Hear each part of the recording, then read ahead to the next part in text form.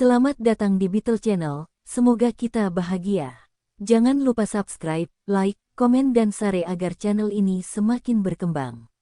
Terima kasih. Novel Kekuasaan dan Kekayaan, Bab 328. Aku tahu, oke, Anda bisa menonton TV sendiri.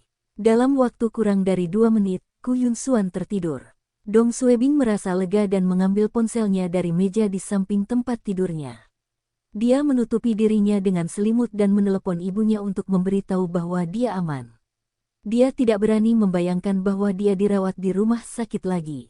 Setelah itu, dia menelepon Kepala Liang dan yang lainnya untuk memberitahu mereka tentang kondisinya dan akan memakan waktu beberapa hari.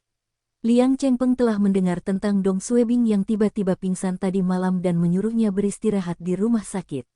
Setelah melakukan semua panggilan yang diperlukan, Dong Suebing tidak melakukan apapun. Dong Suebing tinggal di satu bangsal, dan itu adalah bangsal terbaik di rumah sakit.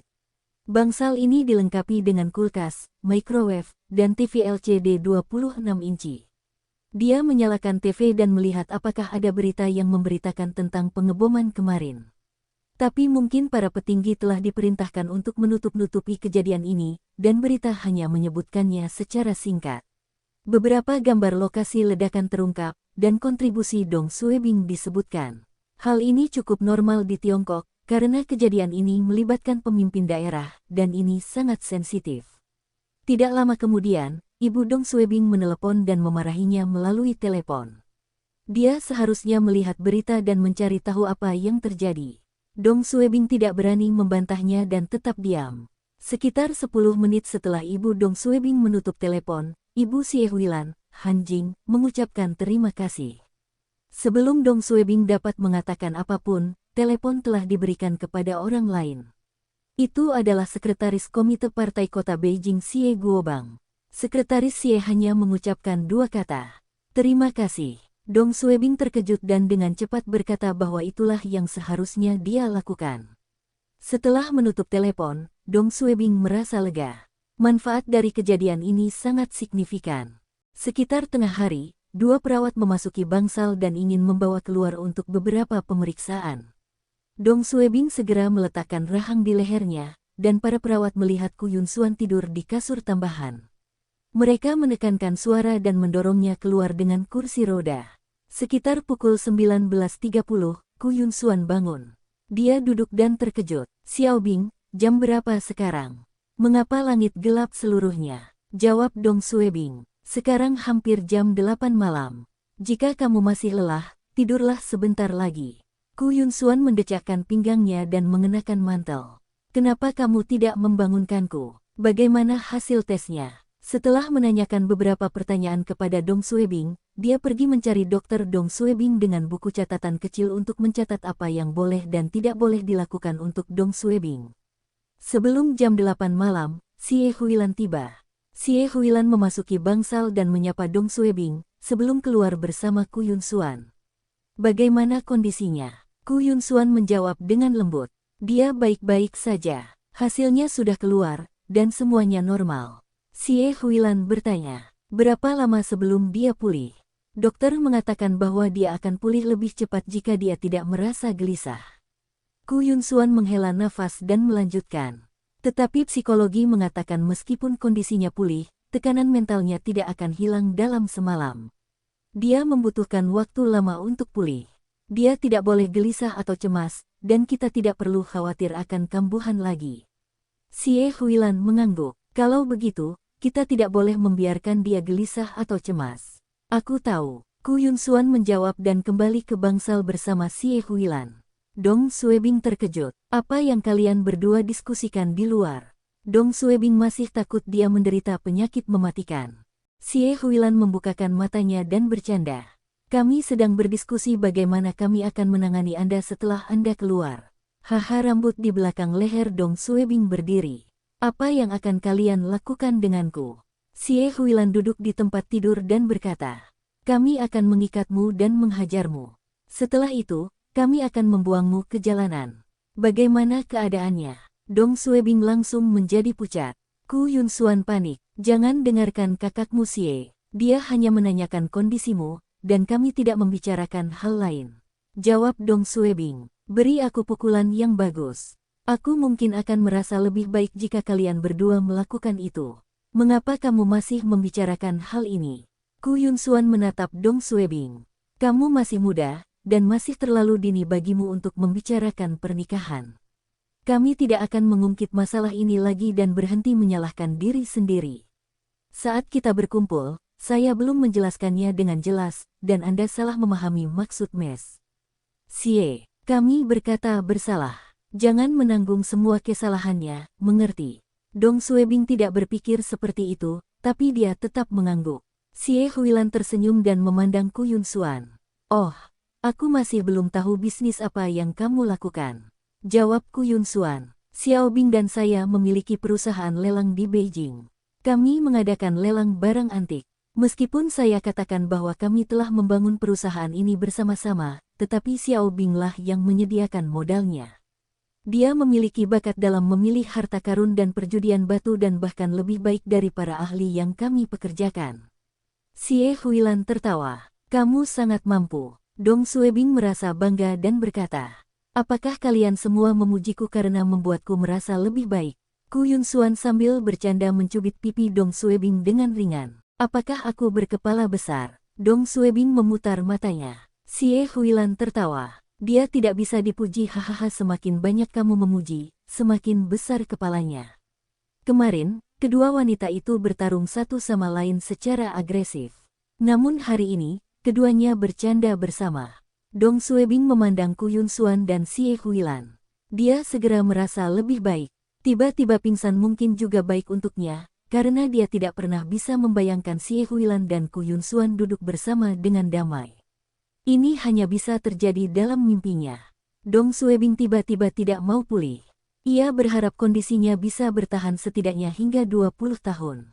Mari kita menonton TV dan berhenti membicarakan hal ini. Esensi ini tertanam kuat di jantung Nov Euro Isen. Bagus, apa yang kita tonton? Xiaobing akan memutuskan. Kedua wanita tersebut membiarkan Dong Suebing memutuskan apa yang akan mereka tonton, dan Dong Suebing mengumumkan dengan bangga. Kami akan menonton film. Sie Huilan tertawa. Aku tahu kamu akan mengatakan ini. Izinkan saya menemukan salurannya. Ku Yunsuan menambahkan, ada saluran film yang menayangkan film HD. Oke. Aku ditempatkan. Sie Huilan menaikkan volumenya. Menurutku ini adalah film fiksi ilmiah. Pada malam hari, Dong Suebing tidak perlu melakukan pemeriksaan apapun, dan Sie Huilan berjalan ke pintu dan menguncinya. Setelah itu, dia duduk di samping Dong Suebing di tempat tidur dan bersandar di kepala tempat tidur. Ku Yunsuan melihat ini dan duduk di sisi lain. Dia memegang buah delima dan memberinya makan perlahan.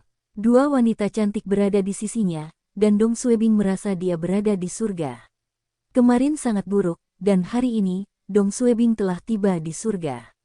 Perubahannya drastis. Tangan Dong Suebing perlahan terulur dari bawah selimut dan memegang tangan Bibi Suan.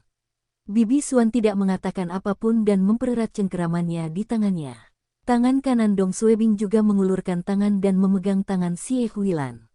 Sie Huilan tersenyum dan menggunakan ibu jarinya untuk mengelus jari-jarinya. Ku Yunsuan bisa melihat Dong Suebing memegang tangan Sie Huilan, dan Sie Huilan bisa melihat Dong Suebing memegang tangan Ku Yunsuan. Namun kedua wanita tersebut berpura-pura tidak melihat apapun dan fokus pada film. Dong Suebing merasakan kebahagiaannya meningkat ke tingkat yang belum pernah dia alami sebelumnya. Tapi Dong Suebing tidak bodoh. Dia tahu kedua wanita tersebut khawatir kondisinya akan memburuk dan tidak mengatakan apapun. Dia tidak berani memaksakan peruntungannya dan melepaskan tangan mereka setelah sekitar 1 menit. Kakak Sie, Bibi Suan hah. Sie Huilan berbalik ke arah Dong Suebing. Ku Yunsuan juga melihat ke arah Dong Suebing. Apa itu? Dong Suebing bertanya. Apakah kalian semua akan menyelesaikan masalah denganku setelah aku pulih? Sie Huilan tertawa. Kamu cukup pintar. Tidak. Ku Yunsuan diam-diam menamparkan kaki Sie Huilan dan berkata, kami akan duduk bersama dengan damai dan mendiskusikan masalah kami. Apapun yang terjadi, kami tidak akan menyelesaikan masalah dengan Anda. Ku Yunsuan memasukkan ukiran ke rambut Dong Suebing dan memijat kepalanya dengan lembut. Berhentilah memikirkan semua ini. Dong Suebing ragu-ragu selama beberapa detik dan berkata, Kalian berdua tidak perlu seperti ini. Saya tidak begitu lemah sampai saya mati jika saya gelisah. Kemarin hanya kebetulan karena terlalu banyak hal yang terjadi dalam waktu bersamaan. Itu tidak akan terjadi lagi. Jadi, kalian berdua bisa melakukan apa yang kalian inginkan. Jika kamu ingin pergi atau memukulku, aku akan menyesal. Ku Yunsuan memandang Dong Suebing. Apakah kamu senang jika aku merasa bahwa aku akan meninggalkanmu? Jawab Dong Suebing. Tidak, tapi jika kamu ingin pergi, maka kapan aku bilang aku ingin meninggalkanmu? Ku Yunsuan menjawab dengan marah. Saya sudah terpesona oleh Anda, bagaimana saya bisa pergi? Bibi Suan adalah orang yang sangat pemalu dan jarang mengatakan hal seperti itu kepada Dong Suebing. Wajahnya langsung memerah. Jawab Dong Suebing. Tetapi Xie Huilan memotongnya. Sekarang saya berpikir kembali. Aku terlalu gegabah kemarin. Karena ini sudah terjadi, marah tidak ada gunanya. Apa yang dikatakan Yun Suan tadi benar. Kita semua bertanggung jawab atas hal ini, dan Anda bukan satu-satunya pihak yang bersalah. Daripada berdebat dan berdebat, kita harus menyelesaikan masalah ini dengan damai, dan ini akan menjadi cara terbaik untuk menyelesaikan masalah ini. Benar, Dong Suebing tergerak. Kakak Xie Yun Suan menyisir rambut Dong Suebing. Masalah kami tidak akan terselesaikan dalam waktu dekat. Biarkan saja seperti sekarang. Aku hanya ingin kamu sehat dan bahagia. Jika Anda terus memikirkan masalah ini, Anda mungkin akan kembali lagi. Matanya menjadi merah. Bagaimana aku akan hidup jika terjadi sesuatu padamu? Bibi Suan. Xie Huilan tersenyum. Berhentilah membicarakan hal-hal yang tidak menguntungkan itu. Xiao Bing lebih tangguh dari semua orang, dan dia seharusnya bisa hidup hingga usia 100 tahun. Haha, Dong Suebing digerakkan oleh Xie Huilan dan Ku Yunsuan. Terima kasih. Kalian berdua baiklah padaku. Ku Yunsuan menekan hidung Dong Suebing. Kamu baru menyadarinya sekarang. Mari kita lanjutkan filmnya. Xie Huilan memegang tangan Dong Suebing dan memainkan jarinya. Ini film yang bagus. Invasi alien. Hahaha, Ku Yunsuan tertawa. Ya, ayo kita tonton. Dong Suebing berbaring dan mengangguk. Dia tidak ingin kedua wanita cantik itu membujuknya. Dia telah memutuskan dalam hatinya bahwa dia tidak akan setia kepada mereka di masa depan. Setelah sekitar 2 minggu istirahat, Dong Suebing keluar dari rumah sakit. Beberapa hari ini, Ku Yunsuan dan Xie Huilan menemani dan menjaga Dong Suebing. Dong Suebing terlihat lebih baik, dan bahkan ketika dia gelisah sekarang, dia tidak mengalami kesulitan bernapas atau gagal jantung. Namun Dr. Dong Suebing tidak begitu optimis. Ia mengatakan, kondisi psikologis tidak bisa disembuhkan dalam 1 atau 2 hari. Dia memperingatkan Dong Suebing untuk memperhatikan kesehatan mentalnya untuk mencegah penyakitnya kambuh lagi. Saat itu mendekati musim dingin, dan suhu telah turun, dan Xie Huilan serta Ku Yunsuan mulai mengenakan mantel musim dingin. Di lobi rumah sakit, Ku Yunsuan meluruskan kerah mantel Dong Suebing. Saya akan kembali ke Beijing. Oke, pekerjaan Anda lebih penting. Seharusnya ini waktunya untuk lelang musim gugur, kata Dong Suebing. Saudari Xie, kamu juga harus mulai bekerja. Terima kasih telah menjaga kami. Xie Huilan tersenyum. Biro Keamanan Umum Kabupaten akan mengadakan upacara penghargaan untukmu nanti. Anda harus menyiapkan pidato terima kasih. Ku Yunsuan mengingatkan. Ingatlah untuk tetap santai dan jangan bekerja terlalu keras. Saya akan mengunjungi Anda ketika saya ada waktu luang. Dong Suebing mengangguk dan melihat arlojinya. Dia masih punya waktu dan bisa kembali ke rumah untuk menyusun pidato terima kasihnya. Karena Dong Suebing memiliki pengalaman menulis pidato, dia menulis pidatonya dalam waktu 5 menit. Setelah itu, dia pergi ke tempat cuci mobil untuk mencuci mobilnya dan mengisi bensin, sebelum pergi ke Biro Keamanan Umum. Hai, Ketua Dong. Ketua Dong, Anda keluar dari rumah sakit. Dong Suebing tersenyum dan menyapa semua orang. Saat memasuki gedung kantor, ia bertemu dengan beberapa pimpinan dan rekannya. Setelah menyapa Kepala Biro Liang Chengpeng, Komisaris Politik Liu Weiye, Wakil Kepala Biro Qin Yong, Dong Suebing kembali ke kantornya, dan menelepon teman-teman lamanya serta para pemimpin lainnya, seperti Hu Xilian dan Sekretaris Komite Politik dan Hukum Kabupaten, Huang Li, untuk berterima kasih atas keprihatinan mereka. Mereka telah mengunjungi dan meneleponnya selama dirawat di rumah sakit. Pukul 9.30, Setelah Dong Suebing selesai berterima kasih kepada semua orang, dia menunggu upacara penghargaan dimulai. Dong Suebing merasa bersinar dan energi hari ini. Setelah istirahat cukup lama, akhirnya dia bisa kembali bekerja. Selama waktu luang ini, Dong Suebing mengeluarkan buku catatan dan mulai menulis tanggal dia masuk pegawai negeri sipil dan tanggal dia dipromosikan. Dia merasa dia harus mulai menetapkan tujuan berikutnya. Masalah hubungannya dengan Xie Huilan dan Ku Yunxuan untuk sementara teratasi.